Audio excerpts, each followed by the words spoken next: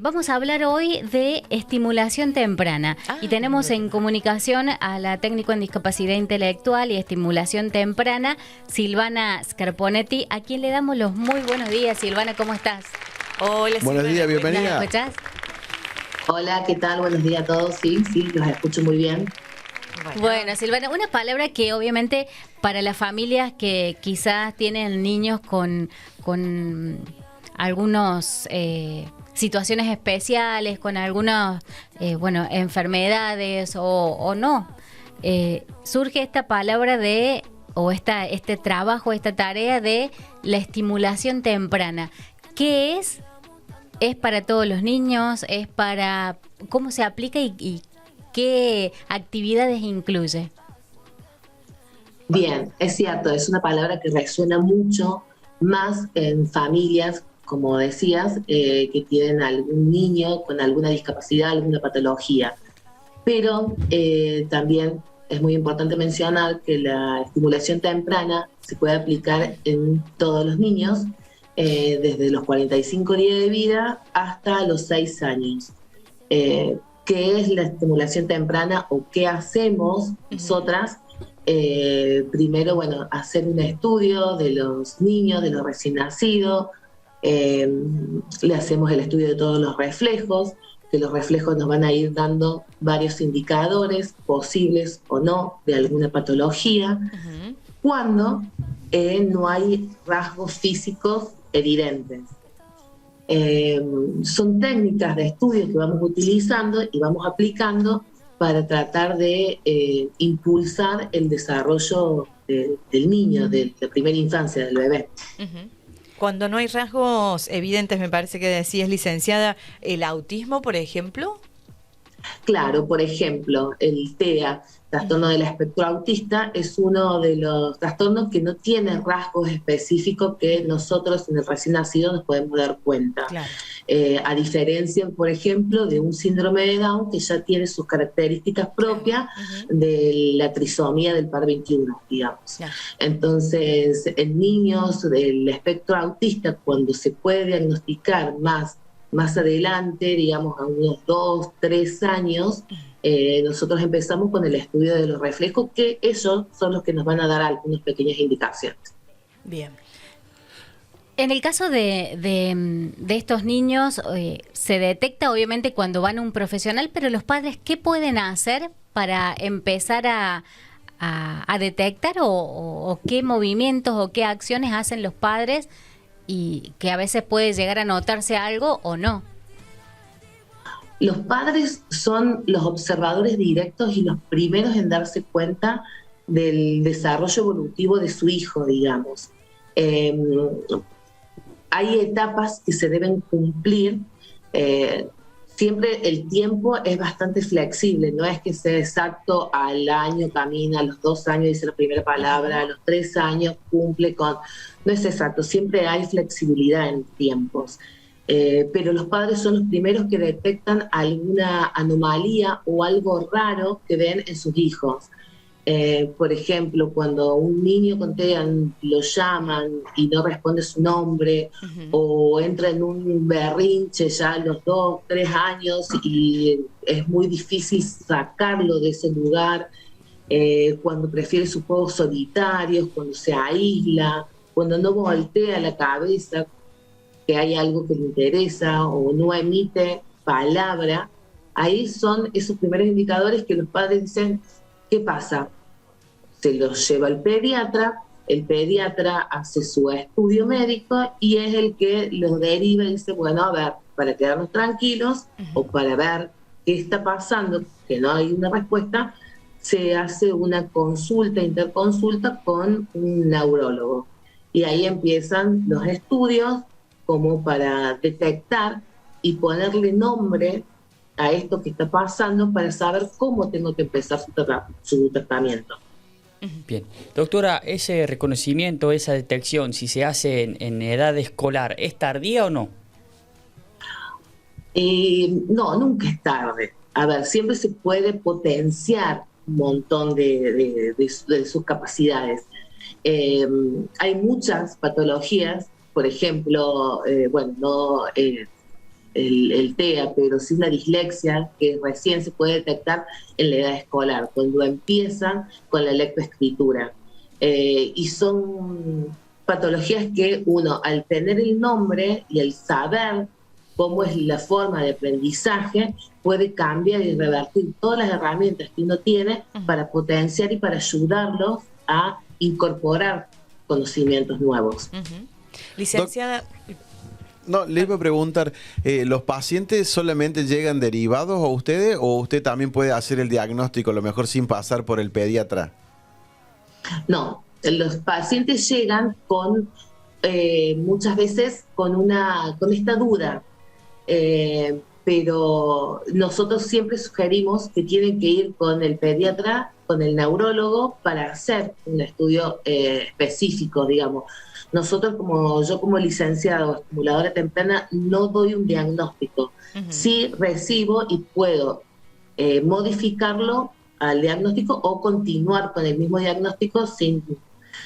A ver, nosotros en el consultorio, en el trabajo, en el gabinete, siempre decimos que el diagnóstico no rotula, sino que nos da una puerta, nos abre una puerta para saber cómo llegar al niño, al adolescente o al adulto, digamos.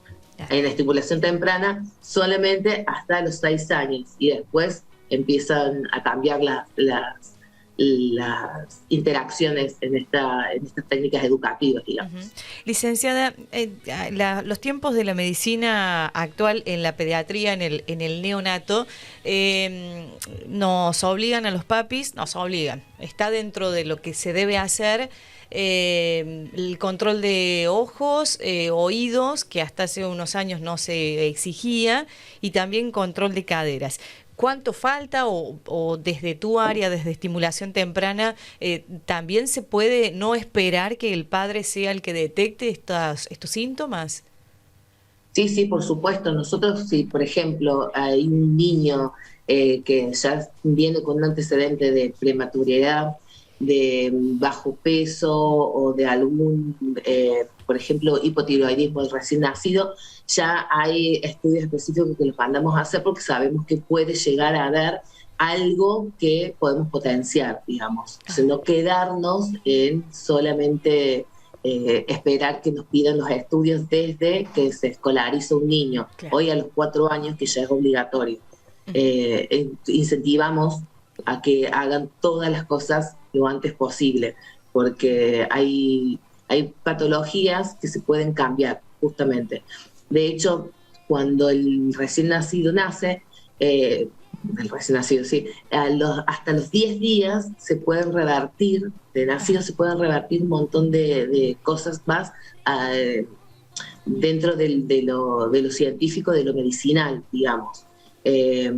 Obviamente no estoy hablando de, por ejemplo, un niño recién nacido con síndrome de Down, no se va a revertir, ¿no? Pero si hay un hipotiroidismo, hipertiroidismo, algo se puede cambiar con alguna medicina o con algún tratamiento. Bien.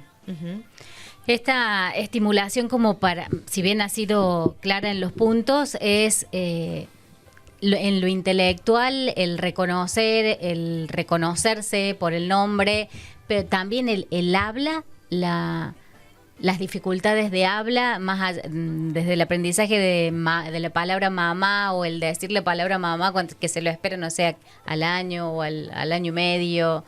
Esas dificultades o esas situaciones también son una situación a la que hay que observar, o el habla puede demorarse un poco más.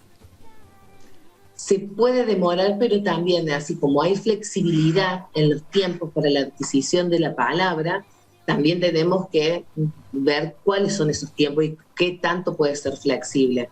Si nosotros nos encontramos con un niño de 3 años, por ejemplo, que no tiene un monto de palabras o que no puede expresar sus necesidades, ya ahí es como un signo de alerta. ¿Qué está pasando? ¿Por qué no puede mencionar? Puede ser muchas veces el contexto donde está inmerso, puede ser de que haya algún problema específico en el lenguaje, o puede ser algún daño cognitivo que justamente no le permite tampoco expresar. Claro. Y en este caso también las comparaciones, licenciada, ¿no? Los papis empezamos a ver que el de al lado habla, camina y bueno, también seguramente a ustedes les toca un poco trabajar con eso, con la familia. Sí, trabajar con la familia. Nosotros trabajamos mucho la aceptación, que por ahí suena raro, suena fuerte, pero a ver, ese es nuestro niño, es el niño que tenemos, entonces vamos a potenciar y vamos a tratar de darle la mejor calidad de vida posible. Entonces siempre trabajamos con los papás de esto, de no desesperarse, no preocuparse tanto, sino ocuparse de esto que estamos viendo y seguir la línea que por ahí los profesionales le dan. La adhesión al tratamiento es algo fundamental y se recalca porque se ven los cambios a largo plazo, ¿no?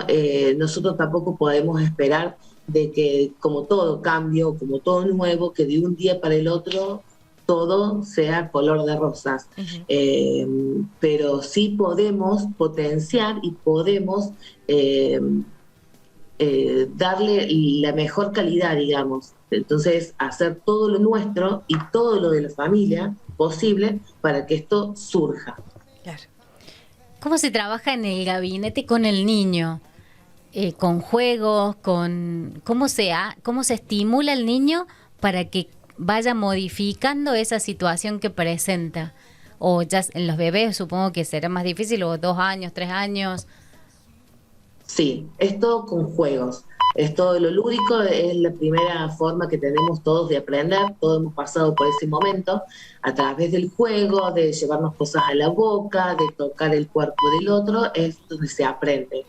Se les brindan un montón de herramientas. A ver, juegos de abrir y cerrar, de apilar, la música los estimula muchísimo. Para cuando ya son un poquito más grandes y queremos estimular esto de la motricidad fina, se le dan hojas, se le da el lápiz, se le permite que se ensucie, que tiren, que armen, que imaginen. O sea, tratamos de nosotros proporcionarles el medio y crear un mundo de fantasía que sea bien atractivo para ellos.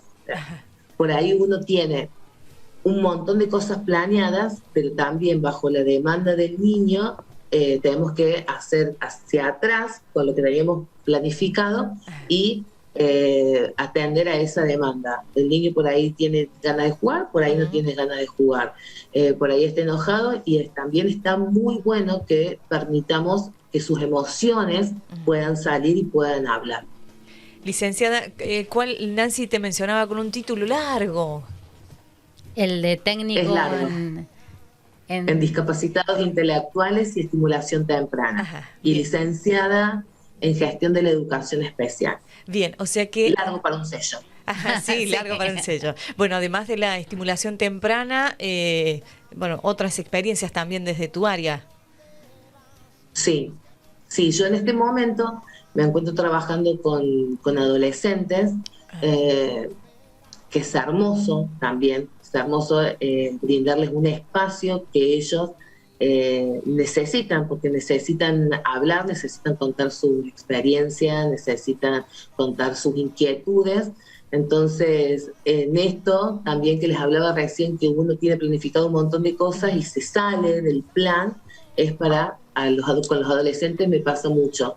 Si bien tengo armado siempre una rutina, por ahí ellos vienen con otras inquietudes de la realidad social, que es algo que los perturba bastante.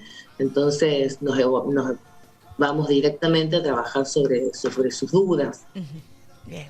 Ahí la estimulación temprana, ¿se da el alta en algún momento o va pasando de etapas? Usted mencionaba hasta los 6 años, después capaz que después de los 6 tenés que hacer otras cosas, obviamente que te seguís estimulando, pero ¿se llega a dar el alta o no? ¿O cómo se trabaja eso? Si hay niños que en su neurodesarrollo hay alguna condición, no podemos hablar de alta, sino continuar el tratamiento de alguna otra forma. Quizás no está solamente con un profesional, con el estimulador, sino que entran a hacer rehabilitación en kinesiología, en psicomotricidad, psicopedagogía, fonoaudiología, digamos, por áreas específicas. Y cuando hay un niño que no hay ninguna condición en su neurodesarrollo, sí podemos hablar de un alto y podemos hablar de decir, bueno, a ver, se logró optimizar su desarrollo psicomotor, entonces podemos darle de alta por lo menos en esta área.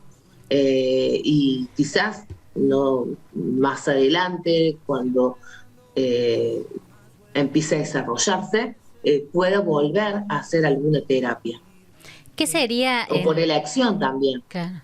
¿Qué sería en la práctica un desarrollo psicomotor? O sea, la palabra por ahí uno no la entiende, pero ¿qué es? ¿Agarrar, tocar, qué? Sí, son estos pasitos que se van dando para ver que el día que llegue la marcha automática, su hiperestación, lo pueda hacer de manera autónoma. A ver, en el recién nacido, por ejemplo, en este estudio de los reflejos que les hablaba, hay varios reflejos que van indicando esta marcha, si va a ser óptima o no. Entonces, bueno, con diferentes maniobras vamos analizando y vamos tratando de impulsarlo para que sea óptimo, digamos, que pueda el día que llegue al año, por ejemplo, pueda pararse, pueda estar fortalecida sus caderas, sus rodillas, que pueda caminar y empezar su vida biperestada. Mencionabas recién la palabra aceptación para colaborarle a la familia. ¿Cuál es el primer impacto de los papis, teniendo en cuenta que de eso depende también las manos a la obra, por ejemplo, para llevarlo a rehabilitación, por ejemplo? Si no hay aceptación, sí, seguramente eso no se va a cumplir, el próximo paso. Sí.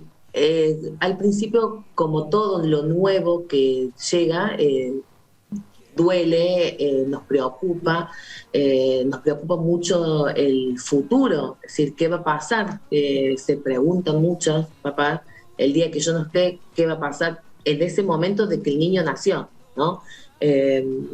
Por eso nosotros siempre por ahí recomendamos esto, la terapia, que los ayude, un psicólogo que los acompañe en este proceso. Hay otros papás que lo toman bien y ponen toda su fuerza y se enfocan en el tratamiento de su hijo y se logran grandes cosas. Cuando están enfocados, cuando aceptan, hay grandes logros que se ven desde el primer momento.